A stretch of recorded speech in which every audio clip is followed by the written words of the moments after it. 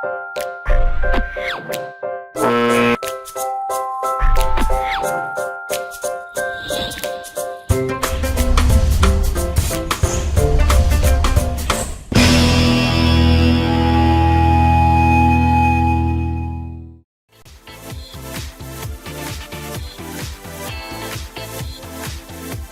listening to The Dish Doctor, Jeff St. John, PhD, with co-host Sheena Metal, right here on LA Talk Radio.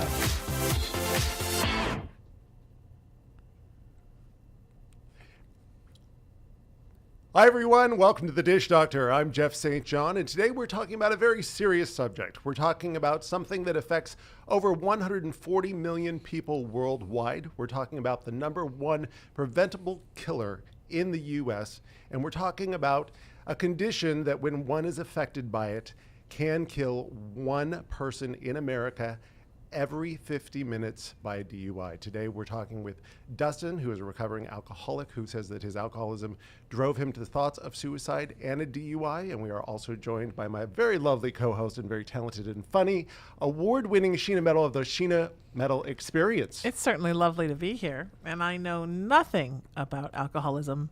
I'm Irish. Enough for both of us. Okay, so we're good. Great. So Dustin's got us covered on the alcoholism. Yeah. Now, speaking of alcoholism, Dustin, it is 140 million people suffer worldwide. You've mentioned to me before we started the show your story, and I think it's an important story that needs to be told. It's quite common. Some features and traits that a lot of people who become alcoholics tend to have. There tends to be family history. Sometimes people are genetically predisposed. Other times not. For you, what was it for you? There's usually a lot of traits that lead up to alcoholism. What do you feel led up to your alcoholism?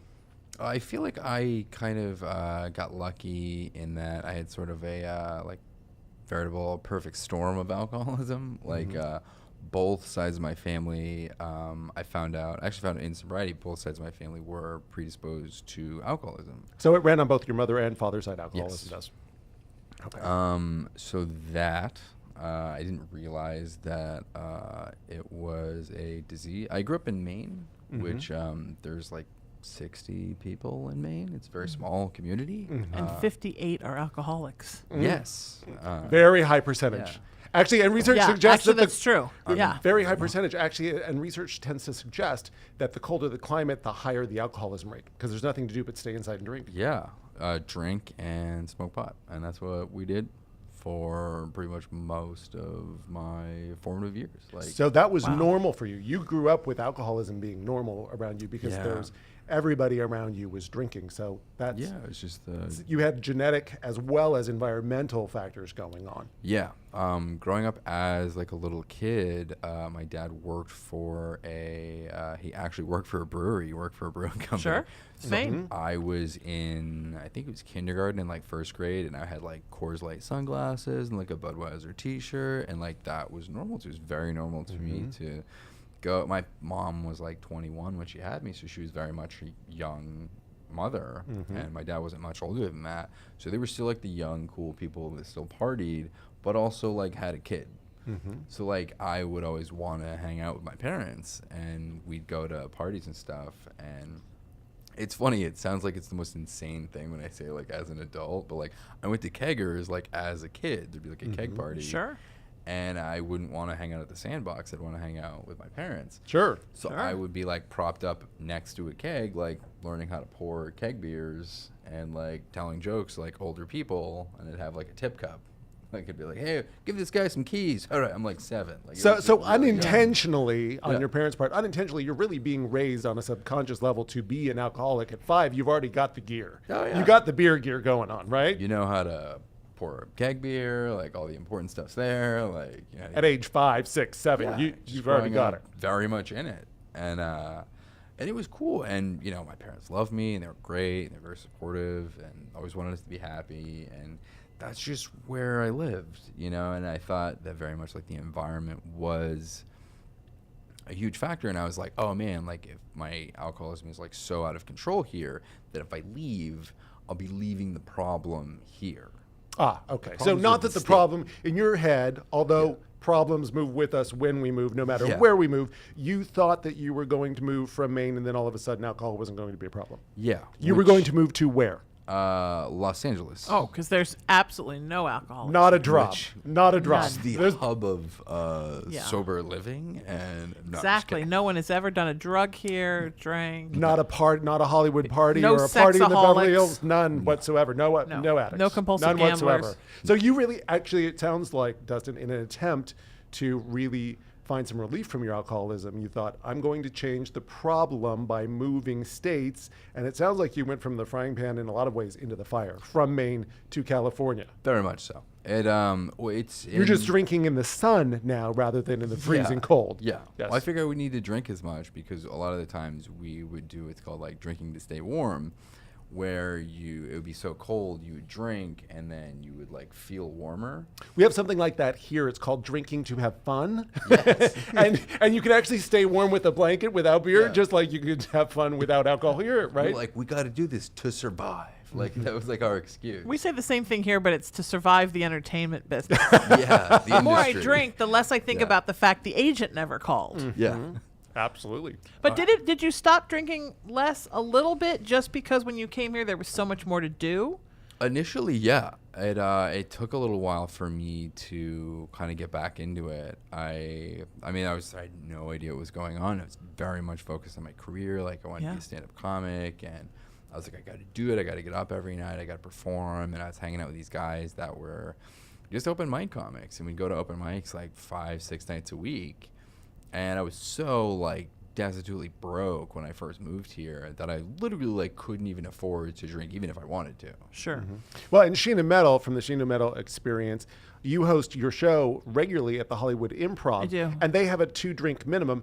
How many people would you say actually order 2 Diet Cokes or 2 bottled waters? I would say a third of the people probably do the 2-drink minimum. A third of the people probably come already intoxicated on something and then order waters because they're cheaper. And a third of the people probably order twice what the minimum is. Okay. And I would say that yours is probably the exception to the rule because I've seen your crowd versus the other crowds and the other crowds that I've seen for other stand-ups who are nowhere near as good as you. Oh. Well, thank you, Jeff St. John. There's a lot of alcohol going around. Yeah, and I think, Lot and I of booked alcohol. music for 25 years, and I still do, and so I've certainly seen my share of music. And let me tell you something: as somebody who has an addictive personality, who because of that, as a teenager, made a decision never to drink, never to try a drug, never to smoke cigarettes, never to drink coffee. I would be in big trouble if I had worked in bars for 25 years. I always say, because, I'm a bigger girl, there's a reason why I don't work at Baskin Robbins. So I Okay. think it's very hard for musicians and for comics and for people that work in the world of live entertainment to stay sober in the midst of all that. It's tough. And I never really realized that until 4 years ago I quit sugar. Because, when you're an addict, something will get you, no matter what. Oh, yeah. And Sugar, it's- 'cause and you're given that I now since see what you're it's like 2, to be 3. around Sure. like ice cream night and free desserts and somebody's pie, and you kind of just have to hang tough. Now, Dustin, hard. did you have that? Sheena's talking about being in the industry and being in the business. Before you moved from Maine, was alcohol a part of your professional life as well as personal life? Doing stand-up for me, I started like 12, 13 years ago, doing stand-up in Maine. And initially when I started, it wasn't 21, so I couldn't legally get served in a bar. And I was like, no, like I've wanted to do stand-up ever since I was a little kid. Like I could never like taint one of my performances by doing drugs or alcohol, like ever. Like, oh my God. So the first 3 years, it was just, I was like very stressed out. I would like put my headphones on. People would call me like Eminem because I would just like listen to music obsessively. And then I would get up and like do my set, and then I would just like take off. And they were like, oh, you're really funny. I was like, whatever. And like I was like, yeah, so serious. It's comedy. Like I didn't know anybody. And so for 3 years I did that. And then I turned 21 and I was like, well, I was like, you get the show. I don't really know anybody that's going to the show. I don't really care. And I was hanging with my buddy and he's like, dude, let's go drink a couple beers. Like 21, we can go to a bar. It's not a big deal. And Now, this so- is before your show? yeah. So I split like a pitcher of beer with him, and then we got there, and I had another beer, and I performed. And after the show, he was like, "Dude," and I thought he was gonna be like, "Oh man, that was terrible." And I was like, "Oh, I can never do that again." He was like, "Dude, that was the funniest you've ever been." That was like the best set you've ever had. And I was like, I don't ever have to do this sober again. So really, God. it sounds like you were, again, sounds like unintentionally you were raised and environmentally, it sounds like you had a predisposition for alcoholism. Sounds like you had your beer gear on at age 5. You were learning to pour kegs at age 7.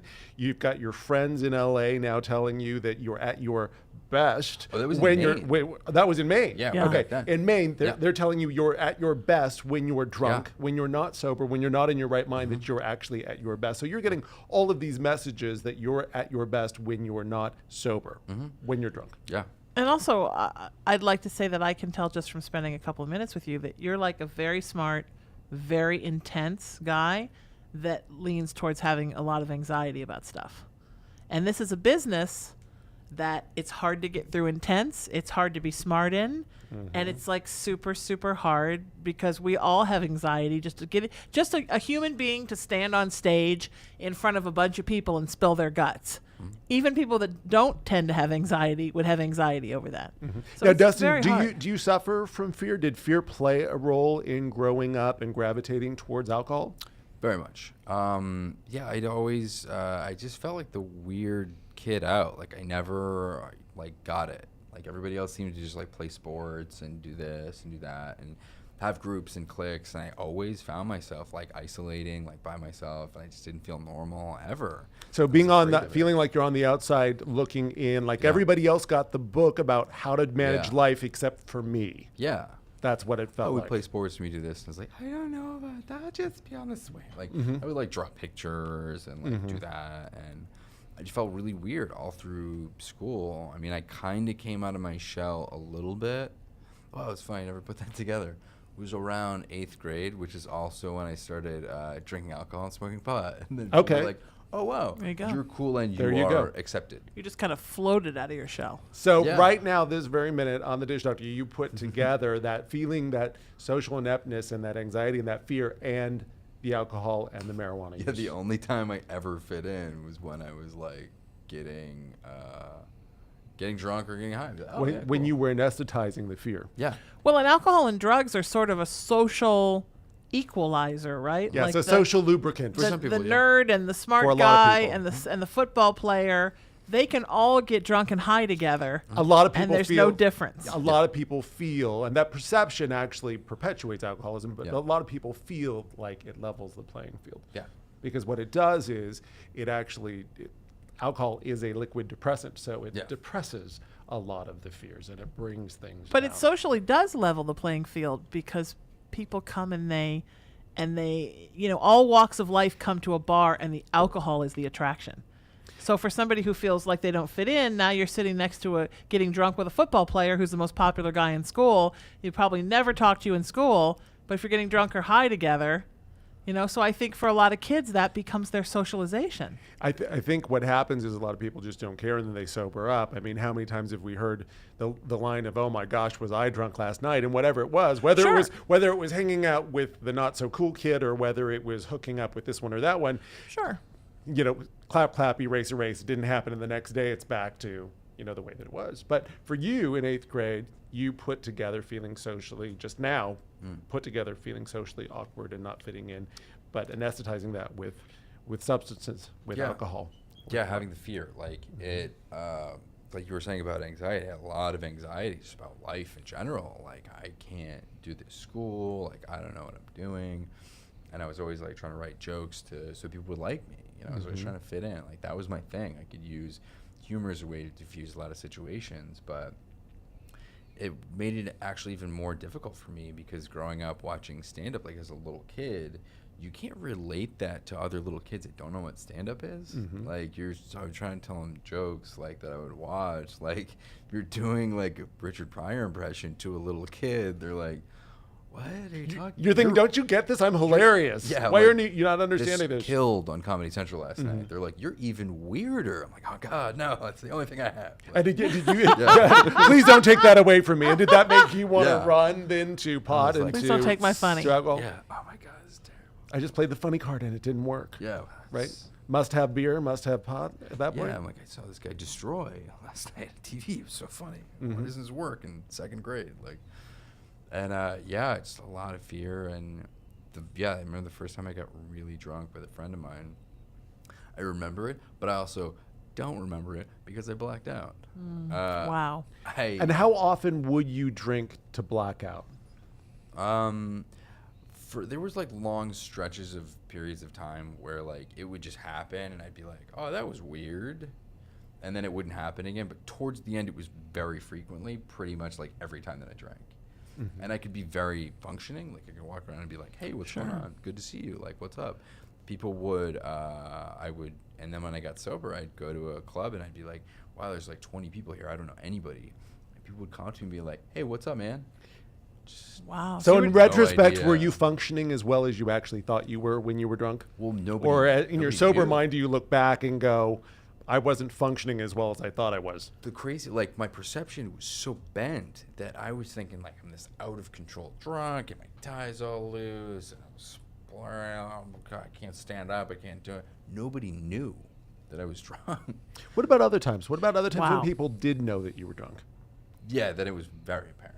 Okay. I So, couldn't stand up. Like so- it wasn't all the time, but like towards. but the there end, I were could- there were more than enough times, fair to say, where your mood would maybe shift, or you would break Yeah. things, or you would cry, or you were just yeah. you were not having a what would be called a socially appropriate or mood stable conversation, and your mood was hitting the ceilings and then hitting the floor.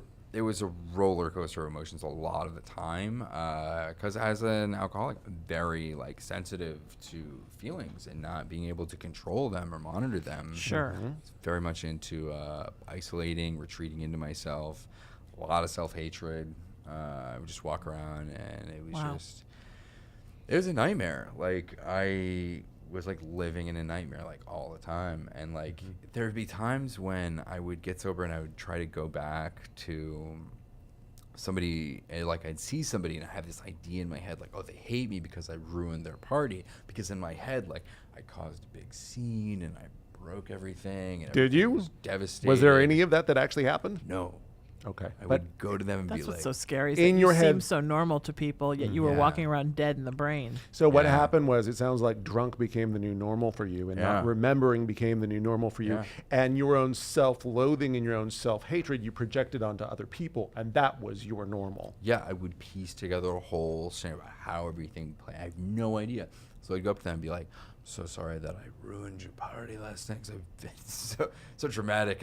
I ruined your entire party. Everybody had to leave. They're like, you literally dropped a beer can and spilled a little bit of it, and then you started crying, and then you left. That's what happened. That was the whole thing. Wow. But in my head, I was like, glasses were shattered, and blah, blah, blah. Because it was all about you, and it must have been Yeah. horrible, and it Oh. must have been awful. Not that How terrible for alcoholism, you that I had to leave your party. but and Oh, not that alcoholism devastating. isn't serious, but you would overblow things Yeah. in your head where it was all about you in a negative Proportionally way. makes sense. Right, but that's that fear and anxiety, and Mm. also I think sometimes when you start using drugs and alcohol and addiction to cover up for a lack of self-confidence, then your self-confidence really just gets worse and worse and worse. Mm-hmm. I mean, it's like if you have broken your leg and then you put a cast on it, when it comes off you say, I'm never going to use that leg again. In 10 years that leg barely works. Right. And I think so you're not growing like a normal person because you're letting the drugs and alcohol be your courage and your life progression for you. And what It's we hard. say, what we say in addiction is wherever the addiction started to really take over, that's where you as a person stopped. Yeah, it was That's very much. that's so. where you stopped and the alcohol took over. So whatever developmental stage you were at mentally, emotionally, and where most children, we all need a frame of reference to be able to understand things, and our frame of reference as children is ourselves. And so therefore everything good or bad must be because of me in some way. So that we take that into adulthood if there's an addiction, because we don't grow out of that stage. So it sounds like for you, the addiction took over and eclipsed your own development, and you stayed stuck in that it's all about me mode. Oh, very much. Yeah, I was really like stunted because of like the drugs and the alcohol for a long time. To get out of that, What was the worst thing that you experienced in your alcoholism? that would be New Year's Eve. I was getting drunk with my little brother, and this was really, really towards like the very end, like rock bottom situation. I love my little brother. He was like 21 at the time. I was 28. I was like, dude, let's hang out. And like, I'll like show you how to drink because like I'm like super all about partying. And he's like, all right, man, like I'll hang out with you. So we like put suits on and we were like out in like Old Port in Portland and we were getting drunk. And I was drinking way more than he was. And I was like, dude, let's take these shots and blah, blah, blah. And he was like, no, I'm good. And I was like, and something just snapped and I like just started to fade out and I couldn't control anything anymore. And I don't know what happened. Like it was very like cut in and out. What did happen? Wow. I told him, I was like, dude, take a shot. And he was like, no, I'm good. And he was like, actually, dude, I'm going to take off. Like, you're pretty drunk. Like, I can't. And I was like yelling at him at this bar. And then we went outside. And I very much that night, because I would drink to the point where I was like trying to drink myself to death. I was like, I'm going to kill myself tonight. And it's going to be all your fault.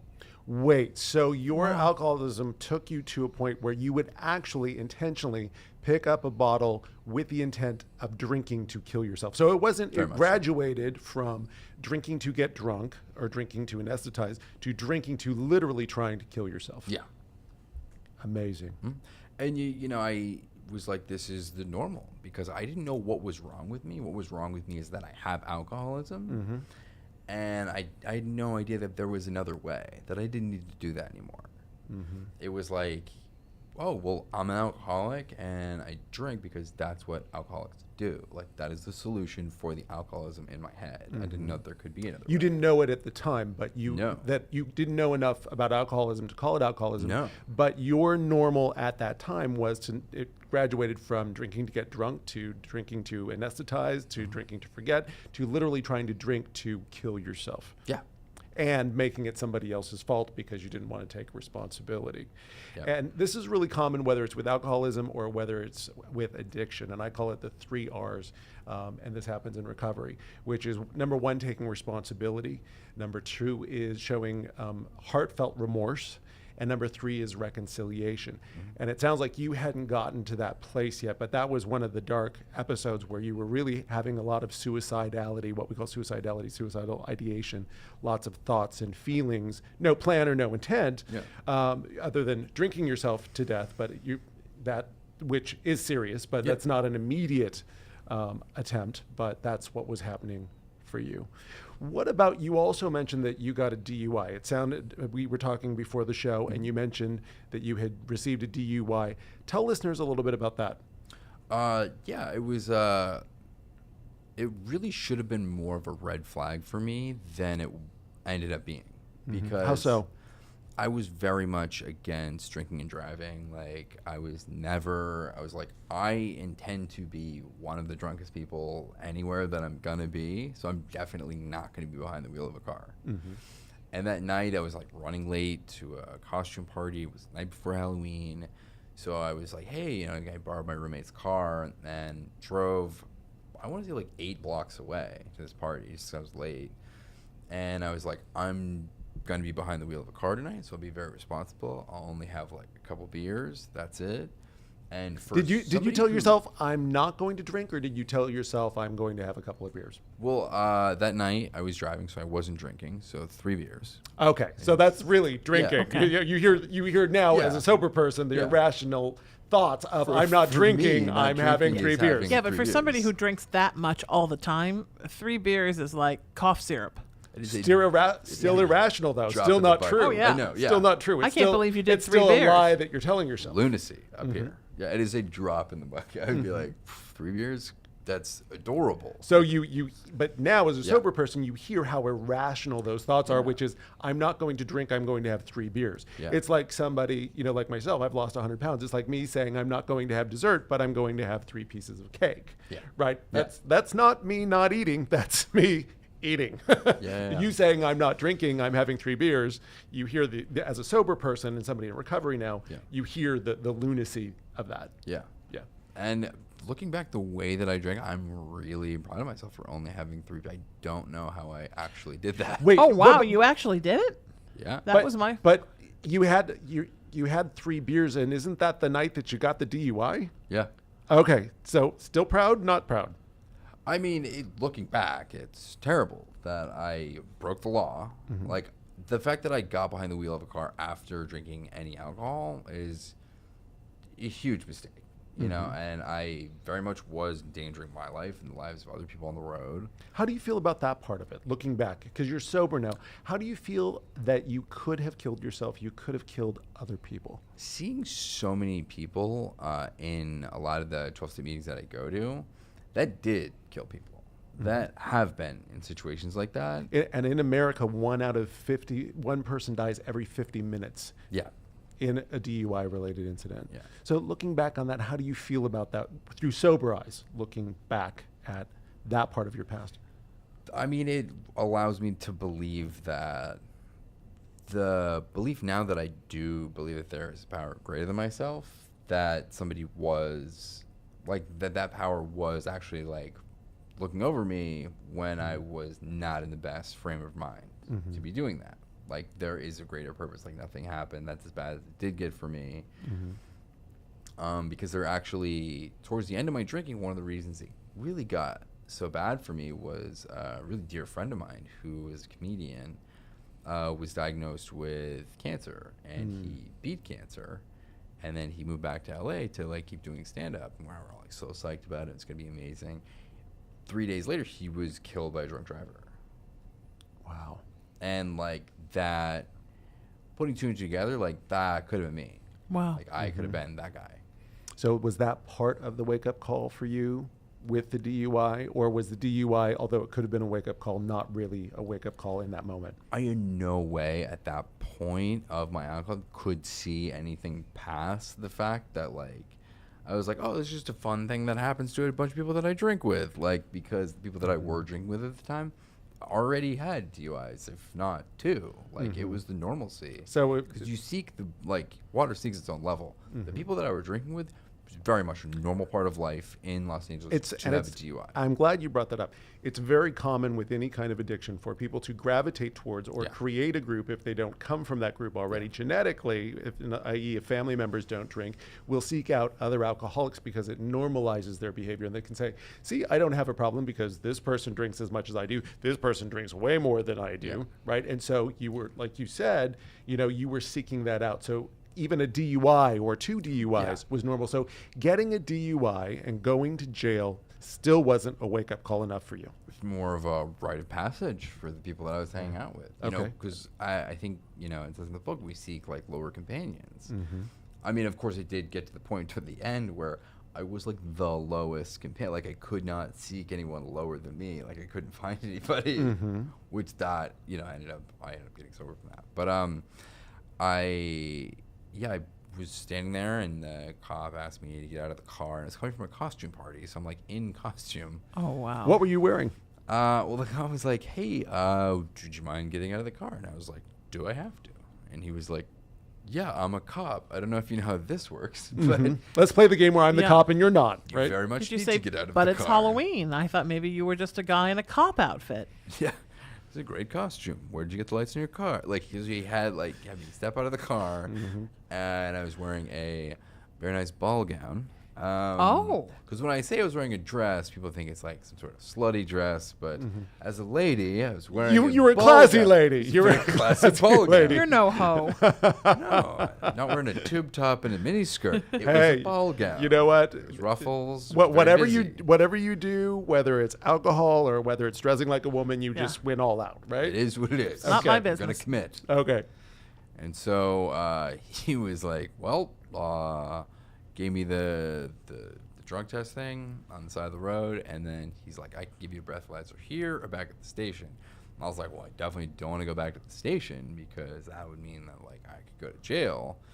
And I in was your like, mind, did you think that staying there meant that you weren't going to jail? In other words, if he Oh, yeah. gives you a sobriety test and a breathalyzer and you still register as not safe to drive, that he's going to let you go? In your irrational mind, did you think that your chances were better of staying on the street and having it done there rather than at the station? Yeah, I was very much under the impression that I was going to blow a .07 and be like, we're cool. Like, I'm under the limit. Have a good night. Were you 07?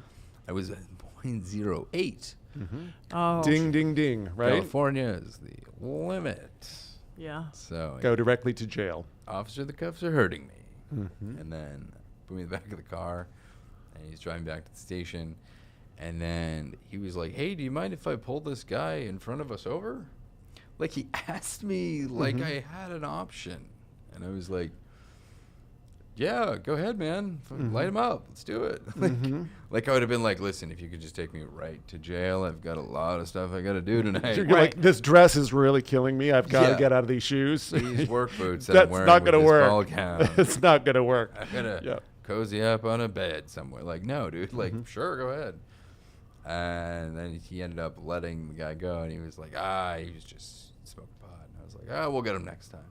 So medical marijuana guy gets off. You don't get I go off, to jail. and you go to jail. What was it like being in jail? Because even then, I'd like to hear about your experience in jail, because it sounds like that wasn't even a wake up call for you. For No. some people, it is, but for you, you said, you sought out other alcoholics that weren't seeking treatment. So you were looking for people to normalize your immense drinking. Yeah. So it was more of a badge of honor, rite of passage for you. What was it like being in jail? It was, I mean, it started to get real for me. Like, I was like, dude, this is a result of you drinking. And not even drinking too much, but like drinking alcohol. Good things do not happen when you drink alcohol. Like, you're cuffed to a bed. You're a straight guy in West Hollywood in a dress. Like, how did you get here? In prison. You're in prison. jail. Like, yeah, there was another guy in a dress, very much not on the way to a costume party. Please tell me. Oh, Please tell me great. it was not the same dress. It was DUI drag queen. Mine was much nicer. Okay. Okay. This man was a tramp, if you will, Okay. Oh, and was that's not acceptable. dressed very much scantily clad. And very much was judging me and being like, "Honey, you're not passing." And I was like, "I'm not trying to pass anything. I am just going to a party, just wearing a ball gown. I'm not. I'm trying just to your trick average. anybody." I'm just your average straight guy in West Hollywood wearing a dress. Okay. Just a guy in a gown, Right. not causing any trouble. Standing in front of Trying to another do guy like- asking him not to judge him. Yes, Right. exactly. Standing in front of another guy in a dress. Wow, Oh that's my like the lost scene from Ferris Bueller's Day Off. Just the two of you in Oh, a jail with man. your dresses. Yeah. So that was not a wake up call, but it sounds like it was starting to plant a seed for you of this is serious. Nothing good comes from drinking. No. So jail was the beginning of a wake up call, but not the full wake up call for you with your alcoholism, where you said you started to put two and two together and say nothing good comes from my drinking. No. And it also planted the seed of alcoholism because you are sanctioned by the state to go to 12, I think it was like 12 or 18, 12-step meetings. Sure. And I was at the level of denial with my alcoholism where I went to like 2 or 3, and all I would do is listen for the differences. And anytime somebody said anything about heroin or anything about crack or anything I'm like that I didn't do, I'd be like, it's not that bad for me. It'll probably get that bad. And when it does, I'm going to wind up here, and that's great, but it's not that bad yet. I just have a problem with alcohol, and that's it. So it sounds like you were in your denial. Very much. You're looking for reasons to continue to drink, not to stop. Yes. And I went to one meeting, and this guy said a lot of stuff. And I don't know, I was very hungover, but I related a lot, and it like I felt like a physical pain like in my chest, and I started to well up. And it made me really terrified, like, yo, I think the jig is up. Like, people were like putting their hand like, dude, it's okay. Like, we get it. Like, we understand what you're going. Like, you're having feelings and emotions because you're relating. And I couldn't see it to the level where I left there and I forged every signature after that. I was like, I can't go to another one of those things. Like, I think they're gonna like lock me up. Like, and then I'm gonna be part of this group, and I can't do this anymore. So when you start to become sober, you start to feel like you can't survive, and so you just have to get out.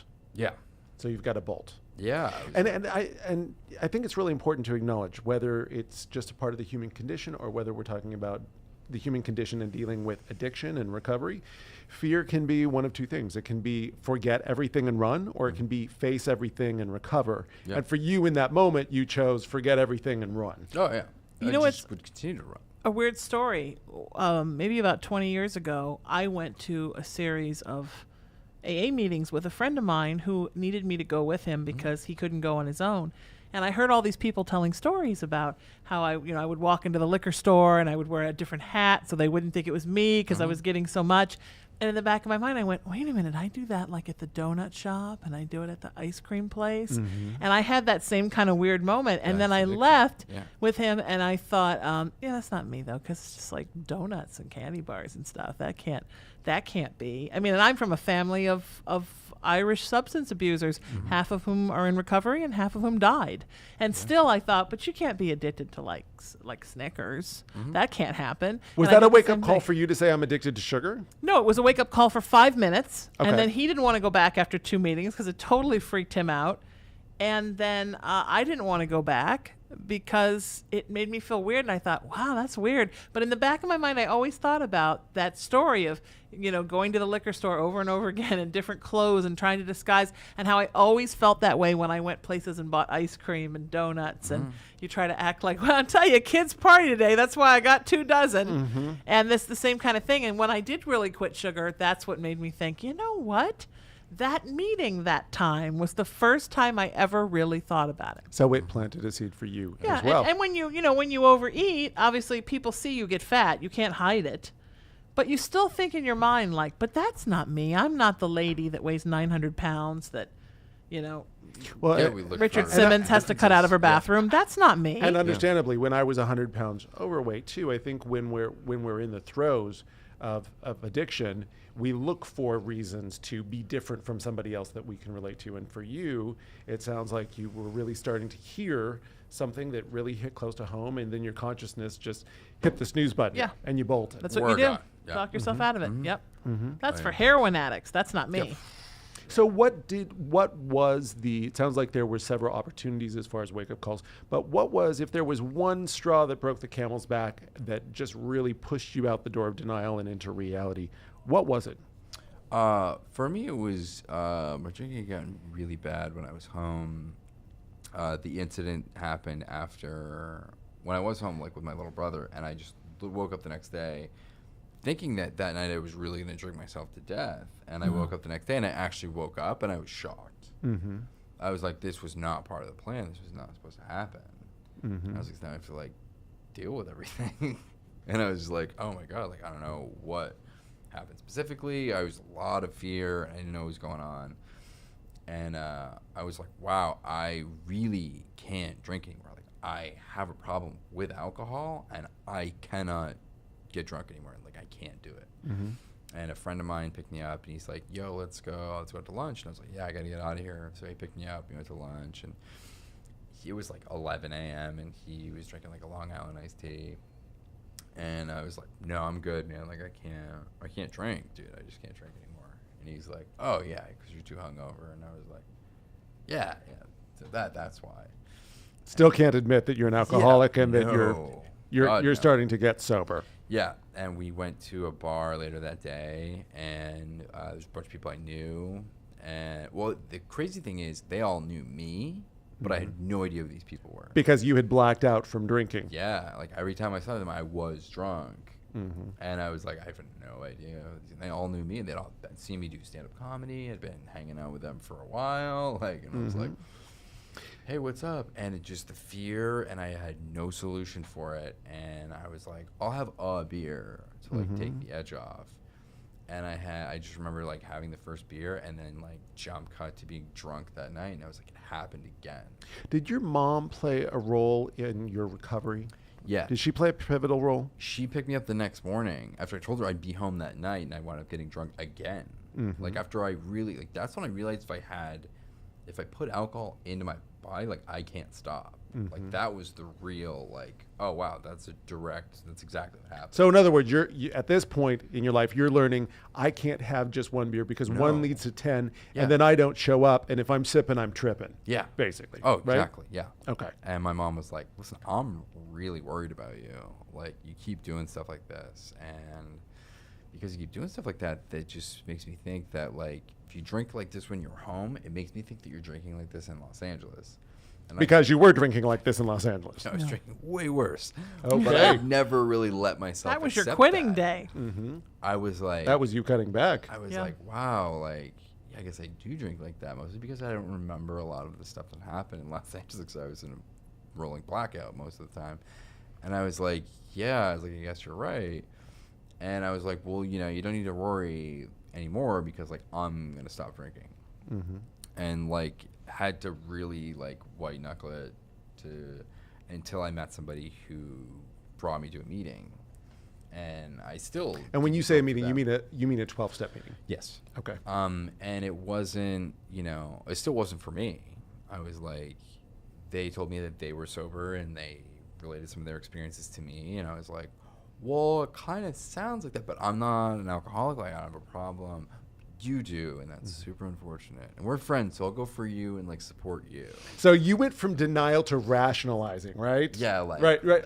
Instead of denial, like I got to get out of here, you went to rationalizing, which is I'll go, but I'll go for you. Yeah, we'll see. So unfortunately, you have this problem. Yeah, I mean, you're very sweet about it, though. Very Terrible. non-judgmental to your alcoholic friends. Oh, terrible for you. It's so brutal. You have this. What is it? Alcoholism? Oh, sounds terrible. Yeah. Well, I'll go for you. In between drinks. Yeah. Right. Well, I was still, I was not drinking for my mom, and I knew that I couldn't Okay. have one. So I was like out of my mind. Like, it was worse for me not drinking than it was drinking. Now, were you eating like a lot of sugar and caffeine and other things to try to have some kind of a I high? think I was eating more. I think I was smoking more cigarettes than I was like breathing air at the time. Sure. Well, yeah, that's good. uh, Yeah, that So works exchanging too. one substance for another. Sure. Yeah, the nicotine addiction is still something that haunts me. Nicotine addiction is, Which you still battle. yeah, it is a brutal addiction. One addiction at a time. Yeah, One addiction at a time. I feel like it is my last one. Like I don't drink caffeine anymore. Yeah, I don't drink. I don't smoke marijuana. I don't do any drugs. It's pretty much just the back and forth with the nicotine addiction. To the level Which where- can also still kill you, like very alcohol much so, can. yeah. So, but let's Causes go cancer. back to you getting sober and Yeah. being in that meeting. It sounds like your mom played a really Yeah. pivotal role. She did. Sounds like when your mom, and we've all got moms, and, Yeah. and moms I get have moms a get to mom. us like nobody's business. It doesn't matter whether you're in your 20s or 30s or 40s or 50s or beyond. If you're fortunate enough to still have a mother in your life, and your mother tells you something and holds up a figurative mirror, most of us listen because our mothers know us pretty well for the most part, usually. And actually, research even suggests that the most important relationship we have in our lives in regards to the impression that they leave on us is our mothers. So it sounds like for you, when your mother said, I'm really worried about you and you're drinking, and you said you were coming home and you didn't come home, and I'm thinking, if this is you here, what is it like in LA for you? That was really the turning point for you. Then you went to a 12-step meeting with a friend. Yeah. And in your mind, you were rationalizing that you were going for her. Oh, yeah. But that's where you started to get sober. Yeah, I heard in that meeting somebody say that they're like, well, it wasn't until I came here that I realized that I didn't have to drink alcohol or use drugs anymore if I didn't want to. And it was the first time for me I was like, wow, I really don't want to. And whether or not I'm an alcoholic does not matter, because there very well could be a solution here for me if I come back. Like if I go to another one of these things, they know something that I don't know. And it could be very beneficial for me to spend more time in this meeting with these people that through telling their stories and everything like that, I was able to relate, because they would talk about the way that they used to drink, which was very normal for me. But when I tell other people the way that I drank, they look at me like I'm a serial killer. Like, Because it's not normal, right? It's a You lot. had collected a group of active alcoholics that made Yeah. your drinking look normal, and then when you were around people who didn't drink or drank in moderation, it was holding up a mirror saying this is a very serious problem. and the people that I would surround myself, I would start to drink more than them, where they would tell me that, like, you need to chill out. I'm like, there literally is nobody that I can hang out with anymore. Until I went to, like, a meeting like that and met a bunch of other alcoholics that drank like I did. Like, that were very much, like, yeah, I would have, like, 6 beers. I'd drink one in the shower, and then I'd have, like, a half bottle to a bottle of wine. Then I'd go out. Like, then I'd go to a bar to meet my friends. Like, Right. that's what I'd do before. And I was like, yeah, cool. Like, that's how I drank. So it sounds that's like very in a normal to me. 12-step meeting was the first time that the light bulb came on for you, where you actually had the option to not drink. Yeah. that you actually didn't have to have a drop if you didn't want to, if you chose not Yeah. to. And you also didn't have to, at that point, label it, call it a disease. No. Didn't have, just as long as you were there in those rooms, listening to the stories, soaking up their experience, soaking up their courage, soaking up their hope. Yeah. That was enough. You didn't have to label it. You didn't have to call yourself an alcoholic. All you had to do was suit up and show up. Yeah, And that walking was it. through the front door, you know, and you see people with a lot of time, you know, that had like 7 years or 10 years or 15 years, or, you know, I know a guy now like 33 years who hasn't had a drink in 33 awesome. years, was very much an alcoholic. Amazing. And how many years have you been sober? A little over 2 years. Congratulations. Congratulations. That's remarkable. That's amazing. Absolutely remarkable. And I'm very much in no way like, and it's funny because some people will be like, oh, you got this, like you're good. Like there's no way that I can have that, like that mentality does not serve me. How do Absolutely. you maintain your sobriety now? Because 2 years is a tremendous accomplishment.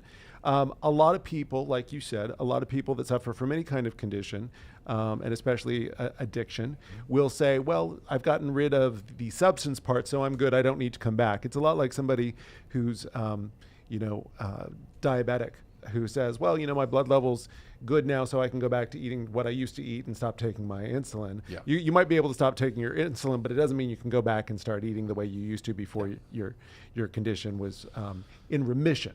And that's what we say a lot of times is remission or in recovery, because recovery is a lifelong process. The alcohol substance part can always come back, because now it sounds like you're dealing with the ism part of the alcoholism, which is the way you think, the way you feel, the way you behave. And my guess is that when you start to see old thought patterns start to come up, maybe like fear or old behaviors, that's a cue for you to be able to say, I need a meeting. I need to call my sponsor. I need to work the steps. Is that part of your recovery? Very much. I do this, and I have to do it one day at a time. Like that's it for me. So Like, you never tell yourself, I'm never going to drink again, because it puts too much pressure on you? That's not a And- promise that I can make. Like I have the sobriety that I have today because of the work that I put in today. But I know for sure, like if I stop going to meetings, if I stop like being of service to the program that gave me the life that I have today, if I stop reaching out to people that are sober with similar, because if I hang out with alcoholics that are still drinking, I could be like, oh wow, they're actually kind of making, actually they usually don't make it look fun. But if I hang out with people that a lot of time people are called normies, that can drink like normal people, if I hang out with them, I'll be like, oh, I want to be normal. I want to fit in just like I was a little kid. I want to fit in just like these guys. I probably could do this. I'm probably not that different, because they don't understand the alcoholism that I have. So it's, it's like the unity and the service and the recovery. The recovery for me is in the steps. Like I got right, the insanity in my head, I have to write it out. And so it's not there anymore. I have to turn it over to a power greater than myself. I have to have like my spiritual maintenance. I have to meditate every day, because my head gets shaken up with all these thoughts, and meditation just allows my thoughts to settle. And I've gone to a lot of different meditation teachers. There's a lot of different practices I've looked into. I've read a lot of books about Buddhism and meditation. That's been really important for me in my sobriety. It's teaching me about the impermanence of life, Sure. Are you a more spiritual person now because of this experience? Very much so. It's like, Which is interesting, because you started out, I know a little bit Yeah. about your story. You started out as an atheist, right? yeah, I was raised an atheist, which every time I say that, I always think like, my parents had like black hoods, and they walked around with a Yeah. Sith, and they were like, Not at all. atheism. Like, Not at all. They just kind of didn't care. Like my mom's side of the family was, their whole religious thing was basically, don't be a dick. Like, just That is a good religion, though. be cool. Like, just be That's cool. that's a lot of be a dick. people's sense of spirituality, Don't, which is don't just be a jerk is good. yes. Yeah. Don't be a jerk. Be a think good Buddha person said and be that. nice to other Yeah. people. So That's it. Okay. And so I asked her, like, hey, is there a God? And she was like, you should go ask your father about that. She just Oh. didn't want to deal with it. And I was like, all right. So I went and asked my dad. He was like, what's up? No. And I was like, so well, Dad said there's no God. yeah, just outright. And I was like, Why? Why would you say that? And he was like, Titanic sank. like that was this whole like, if there was a God, do you think he would let the Titanic sink? And I was like, well, as a kid, your logic is flawless. As Wait a a minute. child, Fucking you think your holes in that parents' logic story. is flawless. So Oh, it's yeah. it's okay that God created AIDS, cancer, people that die in fires, but because the Titanic sank, there's no God. So when people told you they believed in a higher power or God, did you just go, you must not have heard the Titanic story, poor Are fool? you familiar with a boat and an iceberg? Jeff?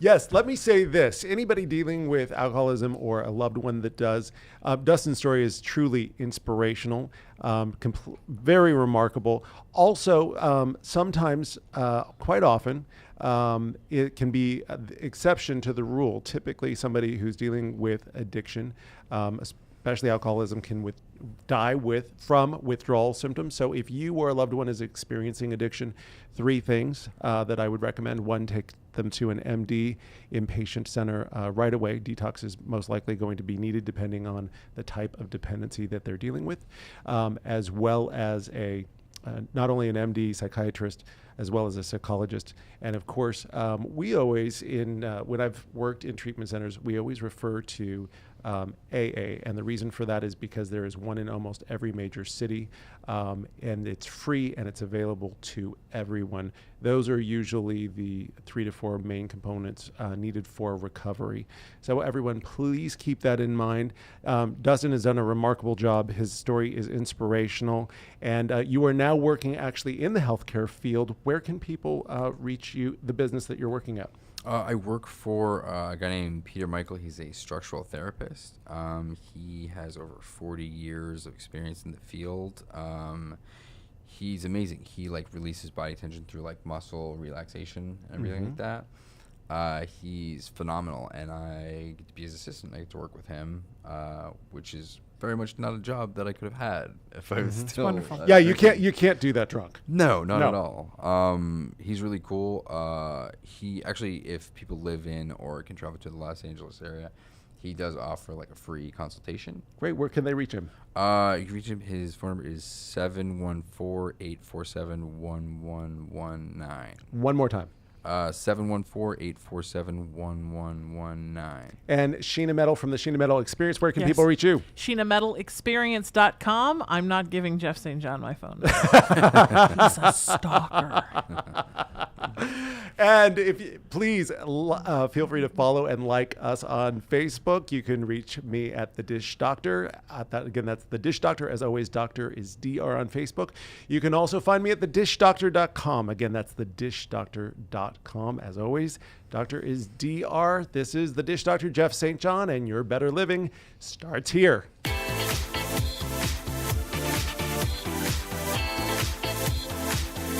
You're listening to The Dish Doctor, Jeff St. John, PhD, with co-host Sheena Metal, right here on LA Talk Radio.